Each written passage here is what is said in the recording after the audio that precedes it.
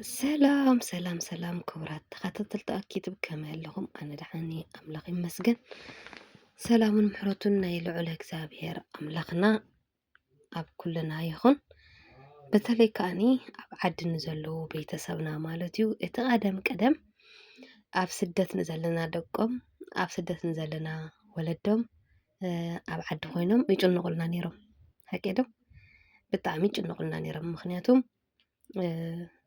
ኣብ ስደት ኮይኖም ዘምደቅና ወይ ከዓ ኣብ ስደት ኮይና ቦይ ኮይና ደይ ኮይኑ ቦይ ገለ ዝሓወይ ዝሓፍተይ ስደት ኮይኑ ገለ መለ ንብል ነርና ወዶ ሕጂ ኸኣሲ ብልዓክስ ድም ዘሉ ዘማዕረብ ሕጂ ኸኣስ ተገልቢጡና ግዜ ኣብ ዓዲ ንዘለዉ ኣብ ስደት ኮይና ኣብ ዓዲ ንዘለዉ ቤተሰብና ንጭነቕ ኣለና ማለት እዩ እዚ ኸኣኒ መፍትሒኡ እንታይ እዩ እንተኢልና እግዚኣብሔር ኣምላኽ ምሕረት ከወርደልና ምልማን ብቻ እዩ ዘድልየና ማለት እዩ እግዚኣብሔር ኣምላኽ ምሕረቱን ሰላሙን ኣቦ ምሕረት ኣቦ ፍቕሪ ኣቦ ሰላም ኣቦ ኩሉ እዩ ፈጣሪ ኩሉ ዓለም ኩሉ ዝከኣሎ ኣልፋና ኦሜጋ እግዚኣብሔርና ምሕረቱ የምፀልና ምእንትቶም ዓበይቲ ወለዲ ምእንትቶም ህፃውንቲ ምእንትቶም ሓጢኣት ዘይብሎም ምእንትን ዓና ሓጢኣትና ንኸስርየልና ምሕረት ንኸወርደልና ኢሎም ንጹሃን ወለድናን ኣቦታትናን ኣዴታትናን ኣብ በዮ ጣሻ ኮይኖም ዝነብዕዎ ዘለዉ ንብዓቶም ሪኡ ይተዓረቐና ፈጣሪ ብስድራና ሰላም የስምዐና ጽቡቕ ወሬ የስምዐና ሓቂ በተለይ ኣብ ስደት ዘለና ኣሕዋት ማለት እዩ ስደት ዘለና ቆልዑ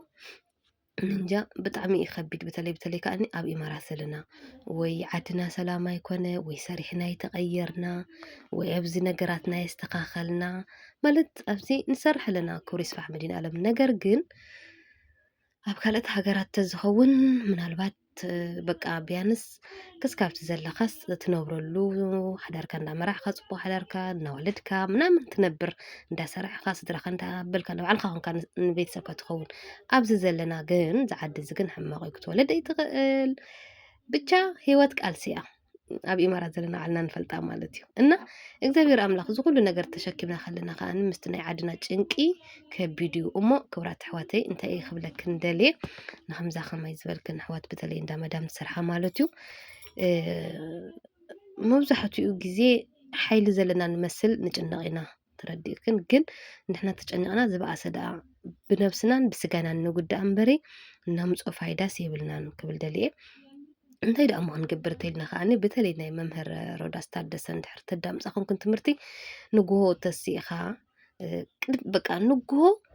ወሳና እዩ ናይ ንግሆ ስራሕትና ወይ ናይ ንግሆ ሓሳባትና ንምሉእ ምዕልቱ መዓልትና ወሳና እዩ ምክንያቱም ንግሆ ተሲኢና ተኢልና ወይ ከኣኒ እዝጊዮ ታይና ንገብሮ ገለ በቃ ምሸሉ ጭንቀት እንድሕር ጌርና ምሉእ ምዕልቱ ሓንጎልና ተጨኒቑ ከም ዝውዕል ይነግረና ማለት እዩ ኣብ ናይ ማንያ ዝዘዋል እሾቱ ዝብል ዘሎ እዚ ኢንተርቪው ዝገብር ሓውና ኣብኡ ዘቕረቦ ትምህርቲ ብጣዕሚ በቃ ደጋጊመ እየ ዘዳምፃ ንሓቂ ሓይሽ ብጣዕሚ ደስ ዝብልና ንግሆና ብፅቡቅ እንድሕር ጀሚርናዮ ምሉእ መዓልትና ፅቡቅ ይኸውን ማለት እዩ ሓንጎልና ንግሆ ዘስማዕናዮ ወይ ንግሆ ዝሓሰብናዮ ወይ ንግሆ ዝረኣናዮ እዩ ኮይኑዎ ዝውዕል ማለት እዩ በቃ ንግሆ ብድግ ኢልና ኣብ ስልኪ ክፉእ ወረ ብጀካ ክፉእ መቸም ጥዑም ዝስምዖ ግዜ የለን ክፉእ ወረ እንድሕር ደኣ ኣስኒቕናዮ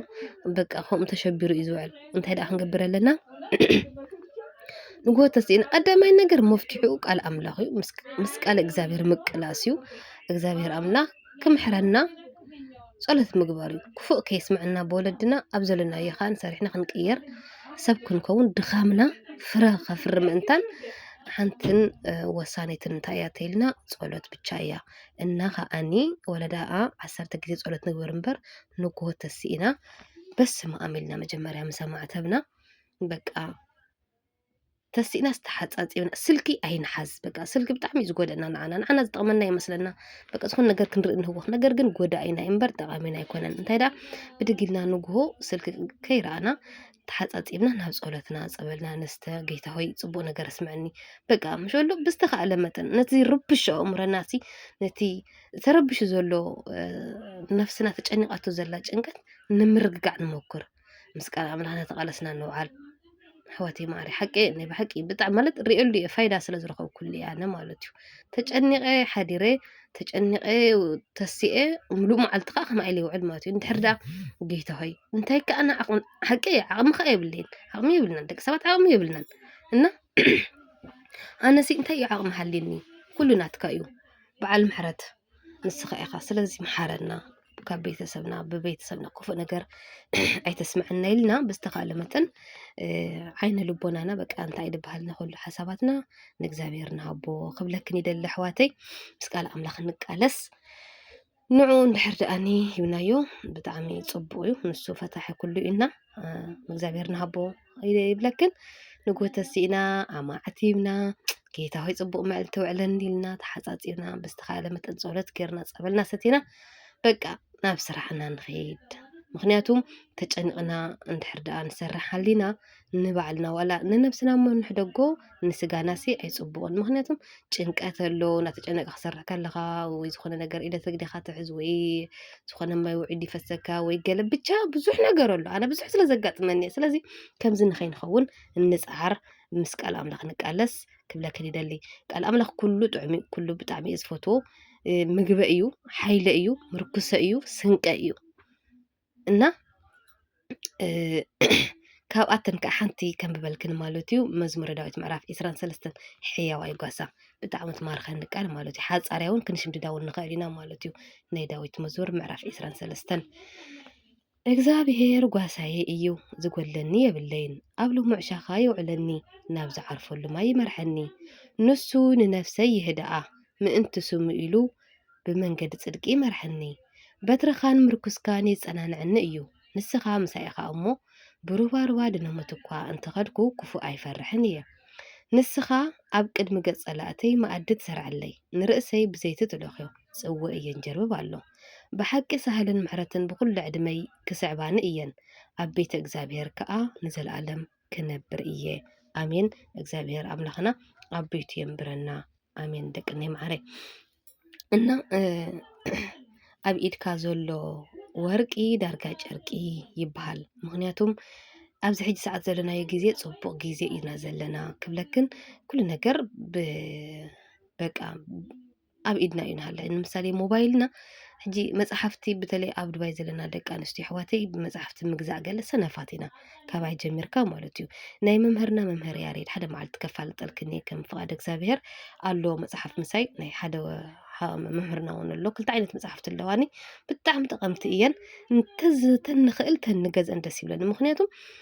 ብጣዕሚ ጠቃሚ ይጠቅመና እዩ ማለት እዩ እና ድሓን ዋላ ንሱ እንተዘይገበርና ከዓ ሕጂ ቴክኖሎጂ ያደምስሉ እዚ ቴክኖሎጂ ተጠቂምና ኣብ ስልክ ብዙሕ ነገር ክነውርድ ንኽእል ኢና መጽሓፍትታት ማለት እዩ ብዝተኻለ መጠን